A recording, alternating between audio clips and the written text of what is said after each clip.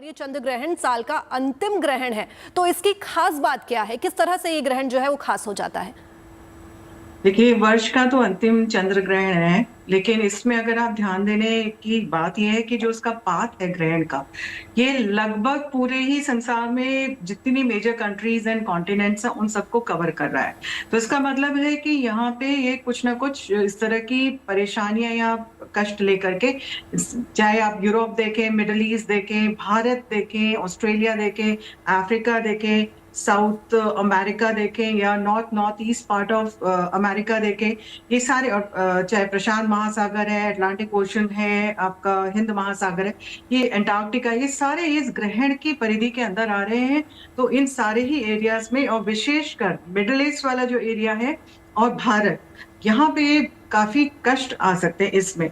अब ग्रहण कैसे हो रहा है? ग्रहण पड़ रहा है अश्विनी नक्षत्र में। अश्विनी नक्षत्र होते हैं केतु के नक्षत्र। केतु किस चीज के कारक होते हैं? धर्म के कारक, यानी कि धार्मिक कार्यों की वजह से या धार्मिक वजहों से हो सकता है कुछ ना कुछ तनाव की स्थितियां बने, जो हम देख रहे हैं ऑलरेडी इजराइल में, पैलेस्टीन में आपस में, धर्म की वजह से विशेषकर ये जो भी क्लैशेस हो रहे हैं वो हो रहे हैं। भारत भी इस समय आ रहा है, तो भारत में भी इस तरह के धार्मिक अंतर्द्वंद की स्थितियां बन सकती हैं। किसी धार्मिक रिलीजियस लीडर को लेकर के परेशानियां आती हैं, हो सकता है इस तरह की आए। दूसरा होता है केतु कारक होते हैं अग्नि के, केतु कारक होते हैं स्किन डिजीजेस के, केतु कारक होते हैं वायरस के, केतु कारक होते हैं मोक्ष के। तो ये सारे जो भी एरियाज हैं इनमें भी इस समय परेशानियां आ सकती हैं। आपको ये भी ध्यान देना है कि इस समय दो जो राशियां हैं, विशेषकर मेष राशि जिसमें ग्रहण पड़ रहा है, और उसके बाद तुला राशि जहां पे लगभग 4 ग्रह बैठे हुए हैं, सूर्य नीच के बैठे हुए हैं वहां पे साथ में। तो अग्नि तत्व की स्थितियां जो है बहुत उजागर हो रही हैं। अर्थक्वेक्स या वोल्केनिक इरप्शंस इस समय कहीं पे अगर सेटल वोल्केनो है और अगर वो ग्रहण की परिधि के अंदर आ रहा है, वो इरप्शंस के चांसेस बहुत स्ट्रांग बन रहे हैं। फायर आर्म्स हो, अग्नि कांड हो, किसी भी तरह की इस तरह की चीजें, जैसे आप देखेंगे इजराइल वगैरह में भी रॉकेट लॉन्चर ज्यादा यूज हो रहे हैं, अग्नि से संबंधित चीजें ज्यादा यूज हो रही हैं। या अभी बात चल रही थी कि केमिकल चीजों की भी वहां पे शुरुआत हो जाएगी, या उस तरह के बायोकेमिकल वेपन्स यूज करे जाएंगे, जो कि थोड़ा सा क्वॉश किया गया। इसी तरह में स्किन डिजीजेस इस बीच काफी ज्यादा आपको उजागर हुई। बॉम्बे में काफी कुछ स्किन इरप्शंस इस बीच दिखाई दिए हैं, जिसका डॉक्टर नहीं समझ पा रहे कि ये क्यों हुए हैं, और यही कारण सेम चीज अमेरिका में भी देखा गया।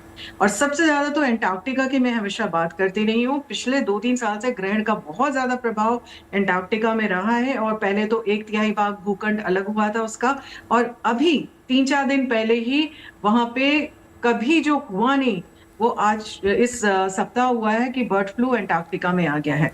वहां पे इतनी ज्यादा चिंताग्रस्त स्थितियां बन गई हैं कि ऐसा माना जा रहा है कि इस बर्ड फ्लू की वजह से पूरे पेंगुइन्स ही कहीं स्वाइप आउट ना हो जाए।